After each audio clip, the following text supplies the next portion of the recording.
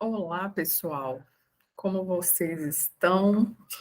Olha, estou aqui muito bem disposta para a nossa segunda aula, que vai ficar disponível já já para vocês.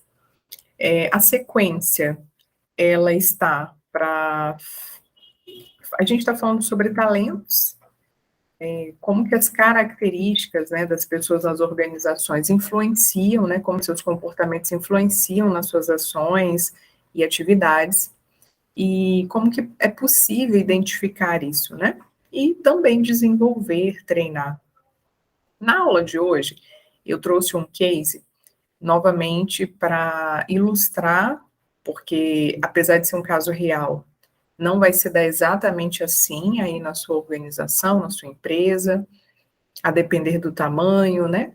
Da, do segmento, né, de trabalho, mas sim o exemplo ele é muito interessante porque traz aqui questões que acontecem em todos os tamanhos de empresas. E eu inicio aqui essa aula com uma reflexão bem interessante, falando sobre liderança, que inclusive é o que a gente vai abordar nesse caso de hoje, é a capacidade de influenciar outros, liberando seu poder e potencial para impactar o bem maior. Eu até diferenciei essas três frases nesse pequeno texto para mostrar para vocês que, sim, a liderança ou qualquer outro comportamento, mas nessa função é necessário e, ao mesmo tempo, é possível, sim, capacitar esse líder. E vocês vão perceber que independe do estilo de liderança.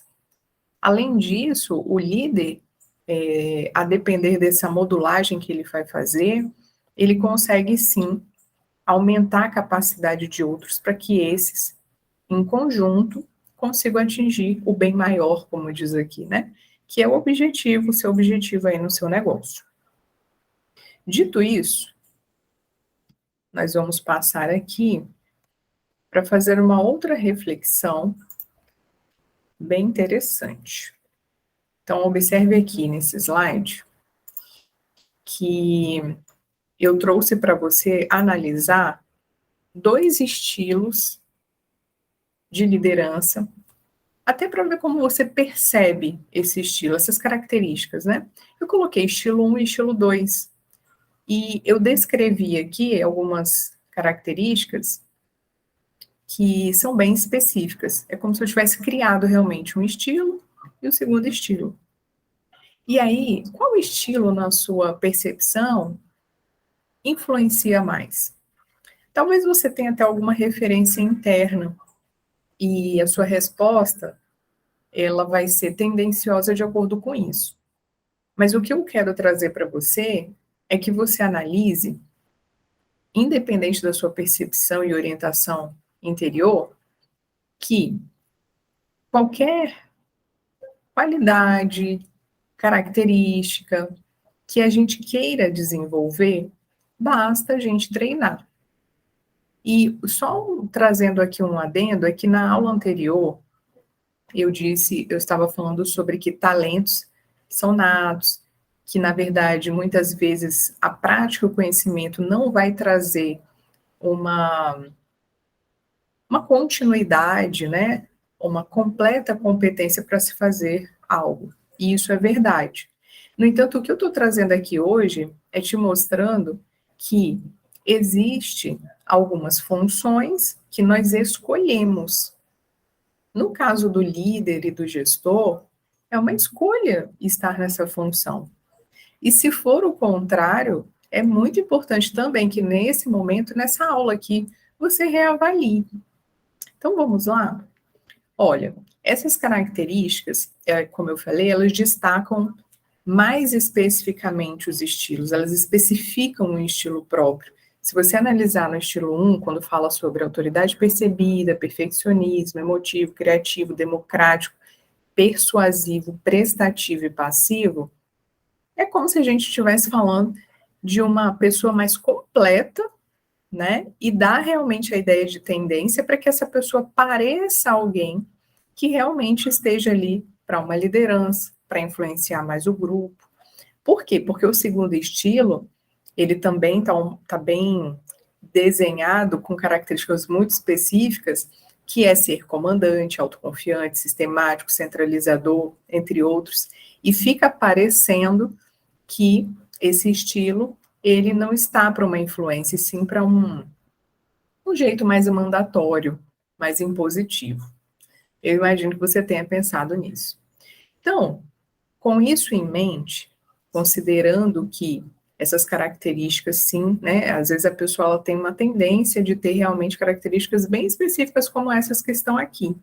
Mas então analise enquanto uma função que exerce, né, um pouco mais de responsabilidade e sim está sendo responsável para responder por outros, né? Como que esse gestor, esse líder, qual que deve ser a postura, tá bom? Enquanto comunicador, líder, gestor ali no sentido de organizar, de cooperar, de coordenar as coisas, tá bem? Então vamos lá. Analisando então a sequência, nós temos aqui uma outra figura que eu quero que você também tenha isso em mente antes do case, que é o seguinte: quando a gente descreve uma função, você tem ali como se a gente estivesse dizendo, olha, é isso que deve ser feito dessa forma aqui, né? Você tem ali uma descrição do que deve ser feito. De outro lado, a gente tem o desempenho, que é o desempenho só se pode analisar depois que a pessoa está realmente efetivando ali, fazendo, né, desempenhando aquela função. Concorda? Então, por si só, alguém que está qualificado, passou por um crivo de qualificação, né, para estar dentro de uma função, essa pessoa, sim, ela está apta. No entanto, o desempenho dela vai sofrer interferências tanto pessoais, né, de situações que mudam na vida dessa pessoa, quanto do próprio ambiente que ela está inserida. Então, no caso da empresa, ela vai se deparar ali com situações bem diferentes ao longo, inclusive com as pessoas, né, que estão sob a responsabilidade dela. Então, esse desempenho dela vai realmente, talvez, até ficar um pouco comprometido. Então, como que ela pode fazer para que isso não aconteça ou aconteça da maneira esperada dentro daquele ambiente? Então, é sobre isso que nós vamos ver aqui também, tá bom? Então, vamos lá, seguindo aqui. Então, aqui nós temos, deixa eu só aumentar aqui minha tela novamente. Aqui nós temos a situação que eu trago para você. Vamos lá. E essa situação, ele está para o case, né? Um supervisor técnico que tem uma equipe de 5 pessoas para supervisionar, está tendo dificuldade para liderar essa equipe no quesito comunicação e organização, e não aceita os seus liderados, não estão aceitando as orientações, não respeitam sua liderança. Essa é a situação que foi trazida por essa pessoa para mim. Tudo bem? Então, deixa eu avançar aqui para te mostrar o problema. Então, qual era o problema nesse caso que estava sendo causado?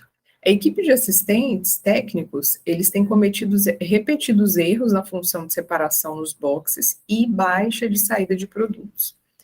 Já vou dizer para você aqui que se trata de um ambiente onde eles fazem todo o trato ali de recebimento, né, e de separação e tudo de organização de medicamentos, tá bom? Então, o problema está instalado aqui. Agora, avançando ainda mais, quero mostrar para você algo bem importante nessa situação específica, que é o seguinte: prejuízos, sendo de qualquer tamanho, é prejuízo, né? Não muda o significado. Só que aqui, se tratando do que eu te falei, né? É uma armazenagem, uma distribuição ali de medicamentos dentro de uma outra empresa. Então, assim, ó, administrar medicamentos de maneira equivocada aqui por estarem em boxes errados, pode, em última instância, ser fatal. E não dar saída desses produtos, não dar baixa na saída desses produtos, compromete a reposição. Então, eu quis escalar aqui situação, problema, prejuízo, ainda vai ter outro, para você entender como que separar, fatiar aqui, né, qual é a condição, a situação, fica melhor para se enxergar um cenário. Isso você pode tratar também aí na sua empresa, se ela for pequena, média, você pode analisar um problema, se distanciando um pouco dele e analisando esse cenário de uma forma macro e fatiando, né? E trazendo uma sequência ali da situação para que você analise partes separadas e depois olha o conjunto. Então, eu fiz assim porque eu acredito que fica mais fácil da gente analisar como um todo. Principalmente porque aqui eu não estou trazendo todas as informações. Eu trago os pontos principais, né, mais relevantes. Então, imagina que aqui esse prejuízo ele é realmente muito importante, porque trata-se de vidas, né? Qualquer erro aqui é realmente irreparável, tá bom? E no próximo slide aqui, a gente vai ver sobre a hierarquia. Para entender um pouquinho o que acontece nessa situação, né? Quantas pessoas estão envolvidas aqui? A gente tem um coordenador de setor, um gerente técnico e cinco técnicos, né, assistentes técnicos, que fazem ali todo o trabalho que a gente estava vendo, ok? E nesse caso, eu também quis trazer, apesar de parecer óbvio, né, mas eu quis destacar aqui as atribuições de cada um. Por quê? Lembra que lá atrás eu falei para você sobre função e desempenho? Fica parecendo óbvio que quando a gente tem uma função bem descrita, é muito claro ali para quem vai aderir a essa função saber o que tem que ser feito. E realmente, nessa empresa, tem uma função bem descrita. Aqui eu resumi, claro, né, diante das informações que eu tenho. O coordenador de setor, supervisão, assistente técnico, todos aqui estão numa linha, que eu coloquei aqui, decrescente. Se você observar, o coordenador está no topo ali desse setor, e sim, todo coordenador, ele deve planejar mais, ele tem que ter todas de forma detalhada, as atribuições de todos ali. Por quê? Porque ele é que vai validar tudo o que acontece no setor, que vai validar os relatórios, que vai, inclusive, mediar isso com o superior dele. A supervisão técnica está diretamente ali na operação. Ela é que está acompanhando a execução das tarefas, organizando os fluxos, orientando, né, os seus liderados para as atividades. E sim, preenchendo relatórios, né, criando ali todo um acompanhamento do serviço. E os assistentes técnicos, eles estão com a mão na massa mesmo. É onde eles que recebem, que dão entrada, que separam os produtos, né, no caso aqui os medicamentos, dividem ali nos boxes e dão saída. Então, repara que aqui a liderança, que está tanto para o coordenador quanto para a supervisão, eles têm atribuições bastante técnicas, todos, na verdade, mas a liderança e em geral, né, em geral, a parte da operação, ela é um pouco mais voltada realmente para o que deve ser feito, certo? Mas repara que, no caso da coordenação, por exemplo, uma das coisas que deve ser feita ali, em detalhe, é elaborar todo o trâmite do trabalho, é estar com um olhar mais sistêmico mesmo. Então, nesse caso, mesmo que as atribuições, né, que a função, que tudo que é feito na empresa seja voltado para uma área mais técnica, que é esse caso aqui, importante analisar, por exemplo, que outras habilidades, além da competência técnica para a função, que já foi validada aqui, que outras habilidades, talvez até no seu caso você pode pensar, é necessário para que aquele desempenho esteja contento, favoreça, né, o ambiente, ali, a convivência e, principalmente, né, a execução seja feita, né, do trabalho de uma maneira ordenada, né, equilibrada ali e que também corresponda com o que deve ser, tá? Então, se você analisar aqui, eu já trago para você um diagnóstico, mas antes, né, de já trazer ele pronto, eu quis trazer algumas perguntas Porque observa o seguinte, quando a gente traz, assim, questionamentos, isso cria intuitivamente que a pessoa reflita ali, né, sobre aquela questão. Ela não simplesmente busque uma solução que outro diga o que ela precisa fazer. Então pensa aí, ó, você acredita que o estilo de liderança aqui é o problema? E nós estamos falando de estilo, ok? Lembra que lá no início eu destaquei para você, qual estilo você acredita que influencia mais, né, as pessoas? Então você acredita que aqui o estilo da liderança teria que ser diferente, né, realmente não deve ser esse? O que que você acha? A equipe precisa ser trocada?